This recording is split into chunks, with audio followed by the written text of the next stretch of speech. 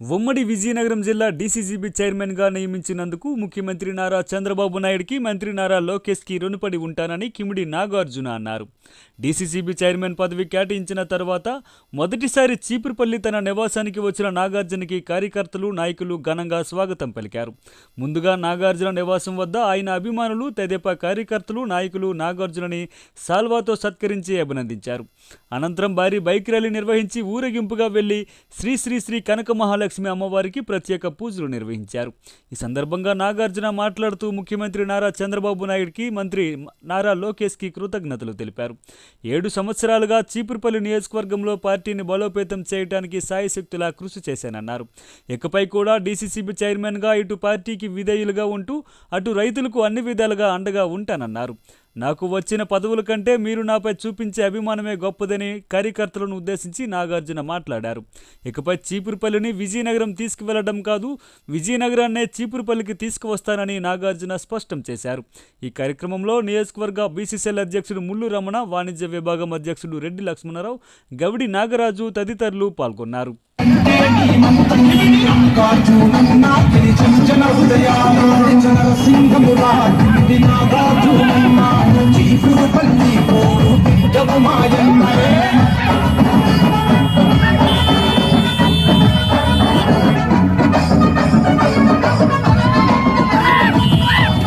అందరికీ కూడా నమస్కారం అండి.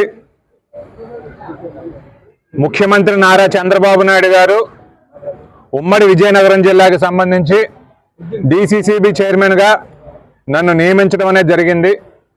మరి అందుకు గాను నేను వారికి ధన్యవాదాలు తెలియజేస్తున్నాను. చంద్రబాబు నాయుడు గారు కానీ, నారా లోకేష్ గారు కానీ నా మీద నమ్మకం ఉంచి నన్ను వారు గుర్తుపెట్టుకొని నాకు ఈ రోజున ఈ బాధ్యత ఇవ్వడం అనేది జరిగింది. మీ అందరికీ తెలిసిన విషయం, నేను గత 6-7 సంవత్సరాలుగా కూడా కష్టపడతానే ఉన్నాను. నా శక్తిని కానీ, నా సమయాన్ని కానీ తెలుగుదేశం పార్టీ బలోపేతం కోసం, కార్యకర్తల బలోపేతం కోసమే ఉపయోగించాను. ఇక ముందు కూడా నాకు వచ్చిన ఈ పదవితో జిల్లాలో ఉన్న నాయకుల్ని కానివ్వండి, కార్యకర్తల్ని కానివ్వండి, అట్లాగే రైతాంగాన్ని అంతటినీ కూడా సహాయపడేలాగే నేను ముందుకు వెళ్తాను అని చెప్పి ఇంకొకసారి మీ అందరికీ కూడా గుర్తు చేస్తున్నాను.